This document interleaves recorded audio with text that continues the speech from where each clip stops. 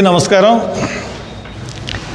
నేను ఈవేళ ముఖ్యంగా ప్రెస్తో మాట్లాడుతా మీ ద్వారా గవర్నమెంట్ని అడుగుతా ఉన్నాను. ప్రవీణ్ పగడాల చనిపోయి 11 నెలలు ఇంచుమించుగా మార్చి 24న 2025లో ఆయన చంపబడ్డాడు. చంపబడిన తర్వాత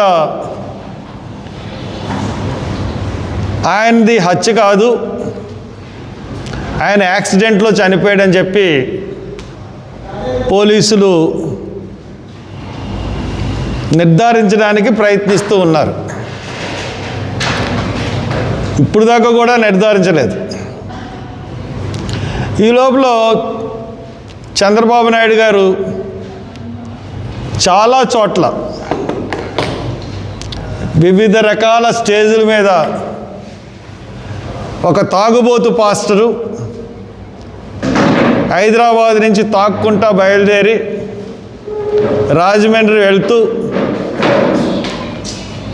మధ్యలో చనిపోయాడు. రాజమండ్రి దగ్గర యాక్సిడెంట్ చేసుకుని దానికి కొంతమంది శక్తులు మతోన్మాదాన్ని రెచ్చగొట్టాలని ప్రయత్నించారని చెప్పి చంద్రబాబు నాయుడు గారు చెప్పడం జరిగింది. చాలా మీటింగుల్లో చెప్పాడు ఆయన. చంద్రబాబు గారు, మీకు అసలు సిగ్గు అనేది లేదని చెప్పి నేను అడుగుతా ఉన్నాను. నిజంగా సిగ్గుంటే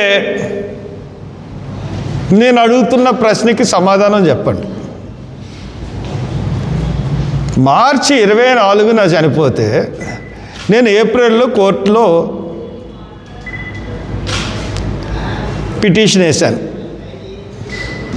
పబ్లిక్ ఇంట్రెస్ట్ లిటిగేషన్ పిటిషన్ వేశాను. దానికి 5 లక్షలు కట్టమని చెప్పి కోర్టు చెప్తే పబ్లిక్ నుంచి కలెక్ట్ చేసి 5 లక్షలు నేను కోర్టుకి కట్టాను. కోర్టు వాదనలో అక్టోబర్లో కౌంటర్ ఏమని ప్రభుత్వానికి చెప్పింది.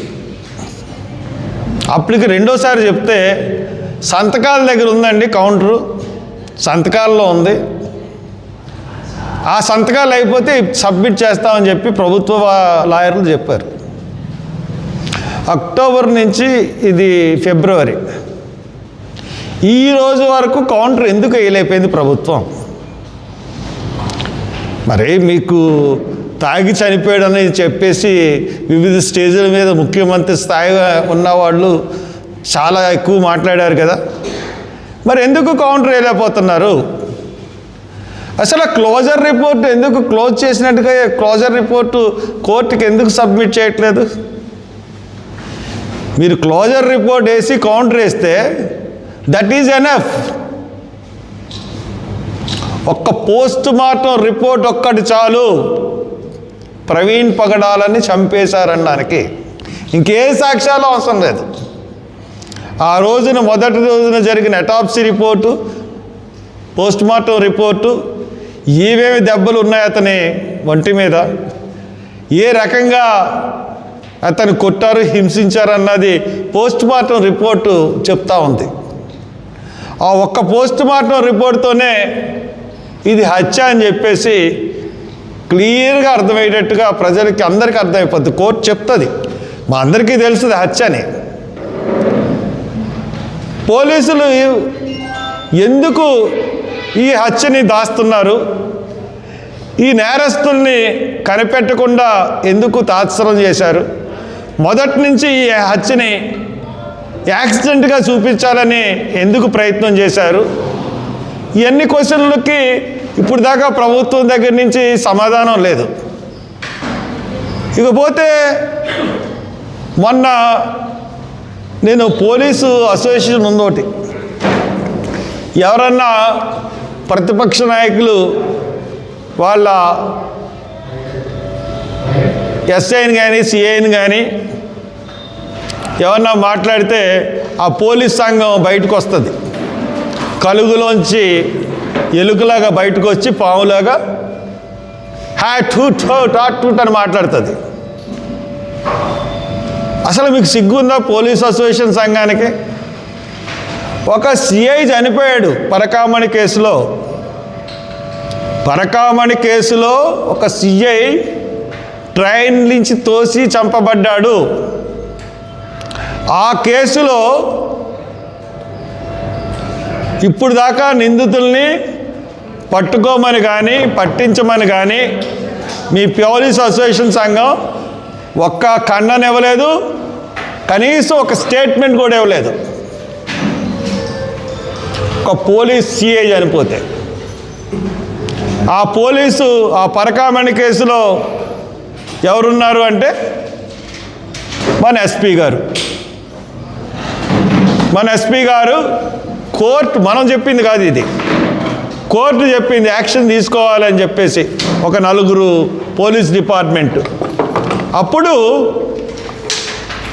ఆ పరకామణి కేసు జరిగినప్పుడు ప్రధాన పాత్ర మన ఎస్పీ గారు వహించారని చెప్పి కూడా కోర్టు చెప్పింది. వీళ్ళ మీద క్రమశిక్షణా చర్యలు తీసుకోమని కూడా చెప్పింది కోర్టు. కానీ ప్రభుత్వం వీళ్ళ మీద క్రమశిక్షణా చర్యలు తీసుకుందా? తీసుకోదు. ఎందుకంటే ప్రవీణ్ పగడాల హత్య ఎలా జరిగిందో ఆ సిఐ హత్య కూడా అలాగే జరిగింది.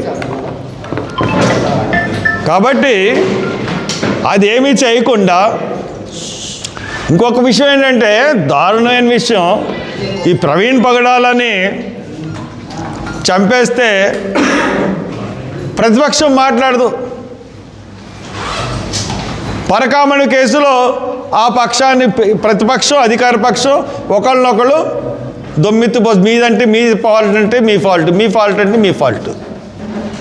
అంటే ఎందుకు ఇంటర్లింక్ అంటే ప్రవీణ్ పగడాల ఎలాగ చనిపోయి కేసు ఎలాగ నిర్ధారించలేకపోయారో సేమ్ అలాగే సిఐని కూడా చంపేసి నిర్ధారించలేదు, ఎవరిని కూడా దోషుల కింద చూపించలేదు.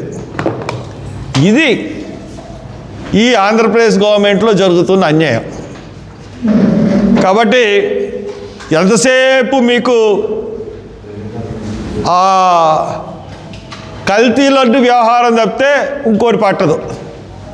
లేదంటే భూముల్ని ఏదో సంస్థ కట్టిపెట్టేస్తారు, లేదా గీతం యూనివర్సిటీకి 54 ఎకరాలు మీ బాబు గారు సొమ్ములాగా ఇచ్చేస్తున్నారు. ఎవడి సొమ్ము ఎవడు దారం చేస్తున్నాడో మాకు అర్థం అవ్వట్లేదు.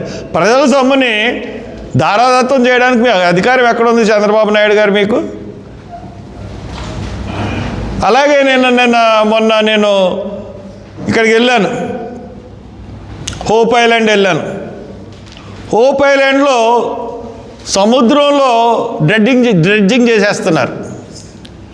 ఇసుకని అక్రమంగా తవ్వేస్తున్నారు డ్రెడ్జింగ్ చేసి. అంటే collector is the culprit. Collector ఆ తీరాన్నంతా చూసుకోవాల్సిన బాధ్యత కలెక్టర్ది. అంటే కలెక్టర్ చేతులు కలిపాడా కాకినాడ సీ పోర్ట్స్తో? ఆ ఇసుక తీసుకెళ్ళి ఎవరు చేస్తున్నారంటే కాకినాడ సీ పోర్ట్స్ వాళ్ళు.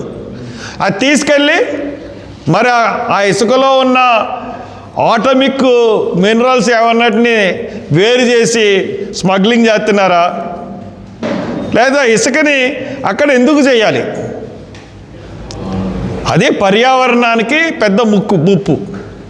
అక్కడ లోతు చేయడం వల్ల ఎప్పటి నుంచో శతాబ్దాలుగా ఉన్నటువంటి హోప్ ఐలాండ్ లైట్ హౌస్ కింద పడిపోయింది నీళ్ళలో ఇసుక కోసేసి. మరి అంతకన్నా ముందున్న కోరింగ హౌస్ లైట్ హౌస్ ఎందుకు పడిపోలేదు? అక్కడ డ్రెడ్జింగ్ జరగట్లేదు కాబట్టి. ఇక్కడ డ్రెడ్జింగ్ చేసేసి ఎక్కువ షిప్పుల్ని లంగరేయడానికి ఉపయోగించడానికి పర్యావరణాన్ని తుక్కు చేసేస్తున్నారు. దాని మీద నేను ఖచ్చితంగా గ్రీన్ ట్రిబ్యునల్కి వెళ్తాను, కలెక్టర్ మీద. ఎందుకంటే ఇంతకుముందు నా టైంలో ఇదే కాకినాడ సీ పోర్ట్స్ ఇలా అక్రమంగా తీసేస్తే నేను రిపోర్ట్ ఇస్తే 9 కోట్లు ఫైన్ వేశారు కాకినాడ సీ పోర్ట్స్కి. కట్టలేదని మళ్ళీ ఇంకో 9 యాడ్ చేసి 18 కోట్లు ఫైన్ వేశారు. ఆ కాకినాడ సీ పోర్ట్స్ని జగన్ తీసేసుకున్నాడని చెప్పేసి అన్నారు. మరి ఇప్పుడు అతను కేవీ రావు దగ్గర ఉందా లేకపోతే లోకేష్ దగ్గర ఉందా కాకినాడ సీపోర్టు? మరి ఎందుకు వీళ్ళ దగ్గర లేకపోతే నిజంగా కేవీ రావు మెయింటైన్ చేస్తే ఎందుకు పర్యావరణాన్ని మీరు పాడు చేసేటట్టుగా అక్కడ మీ చర్యలు ఉంటున్నాయి? మీ చర్యలు ఉంటే కలెక్టర్ ఒకవేళ మీకు సంబంధం లేకపోతే కలెక్టర్ ఎలా పర్మిషన్ ఇచ్చి కలెక్టర్ ఎలా తప్పిస్తున్నాడు దాన్ని? దీనన్నిటికీ కూడా ప్రభుత్వం సమాధానం చెప్పాలి. చాలా దారుణంగా ఉంటున్నాయి. అసలు రాష్ట్ర ప్రభుత్వం పనితీరు ఎలా ఉందంటే భూములు ఇచ్చేయడం, పరిశ్రమలు రావు మనకి, లేకపోతే మొబిలైజేషన్ అమౌంట్స్ ఇచ్చేయడం, ఇక్కడ చదువుకుంటున్న పిల్లల్ని పస్తు పెట్టడం, ఫీజు రియంబర్స్మెంట్ ఇవ్వకుండా, రోగులకి ఆరోగ్యశ్రీ ఇవ్వకుండా రోగులను బాధ పెట్టడం. ఇదే మీ ప్రభుత్వ విధానంలా కనబడుతుంది, కానీ ఇంకో పరిపాలన అంటూ మీకు లేదు. ప్రజలు విసిగిపోయారు మీ పరిపాలనతో. ఎప్పుడు ఎలక్షన్స్ వస్తాయని కాసుకుని కూర్చున్నారు. ఎందువల్లంటే 2014 నుంచి 2026 12 సంవత్సరాలు ఈ రెండు గవర్నమెంట్లో కూడా ప్రజలు అరాచక పరిపాలన చూస్తున్నారు. ఎంత అరాచకమైన పరిపాలన అంటే ఆ పార్టీ మీద ఏళ్ళు, ఈ పార్టీ మీద ఏళ్ళు, దాడులు, కులాల మధ్య చిచ్చులు పెట్టడం, కులాలను చిచ్చులు పెట్టి ప్రతి కులాన్ని వాళ్ళ వైపుకు లాక్కోవడం, లేకపోతే గవర్నమెంట్ భూములు దోసుకోవడం. ఈ రెండు ప్రభుత్వాలు వీటికే పరిమితమైనవి. వీళ్ళ మీద ఒకళ్ళొకళ్ళు కేసులు పెట్టుకోవడం తప్పితే ఇంకో పరిపాలన లేదు. కాబట్టి ఈ రెండు ప్రభుత్వాలని కూడా ప్రజలు గమనిస్తున్నారు. ప్రజలు ఖచ్చితంగా మార్పు వైపు పయనిస్తున్నారు. ఈ రెండు గవర్నమెంట్లని కూడా ఖచ్చితంగా ప్రజలు చీకొట్టే రోజులు త్వరలో వస్తాయని చెప్పి నేను మీకు తెలియజేస్తున్నాను. Thank you.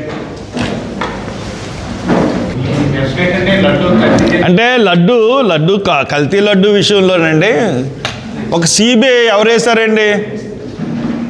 సిట్ అన్నారు, తర్వాత సిబిఐ అన్నారు, తర్వాత సిట్ని సుప్రీంకోర్టు పర్యవేక్షిస్తుంది అని అన్నారు. సుప్రీంకోర్టు పర్యవేక్షణలో సిట్ దర్యాప్తు జరిపి ఒక రిపోర్ట్ ఇచ్చింది. దాంట్లో కల్తీ కొవ్వు అన్నది, జంతువుల కొవ్వు అన్నది ఉపయోగించలేదు, రసాయనాలు ఉపయోగించారు అన్నప్పుడు ఇంకా కొవ్వు, జంతువుల కొవ్వు కలిసిందని వాదించడం, అది ప్రచారం చేయమని చెప్పి పార్టీ ఎమ్మెల్యేలకి, మినిస్టర్లకి చెప్పడం ముఖ్యమంత్రి. ఆ కోర్టు వాళ్ళు వేసిన సిట్టు మీద వాళ్ళకే నమ్మకం లేదా? లేకపోతే సుప్రీంకోర్టు మీద నమ్మకం లేదా? లేకపోతే చంద్రబాబే నమ్మకం లేదా? పవన్ కళ్యాణ్ మీద చంద్రబాబుకి నమ్మకం లేదా? చంద్రబాబు మీద పవన్ కళ్యాణ్కి నమ్మకం లేదా? కాబట్టి వాళ్ళు ఇచ్చిన రిపోర్ట్ బట్టే మేము మాట్లాడుతాం తప్పితే మేము ఇంకో రకంగా మాట్లాడడం, వాళ్ళు ఇచ్చిన ఏది రిపోర్ట్ ఉందో అదే మాట్లాడుతున్నాం. కాబట్టి కల్తీ ద్వారా రాజకీయంగా లబ్ధి పొందాలనుకోవడం అవివేకం.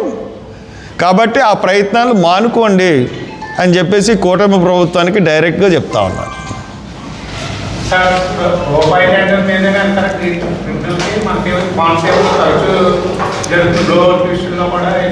దాని విషయంలో కూడా వెళ్తానండి.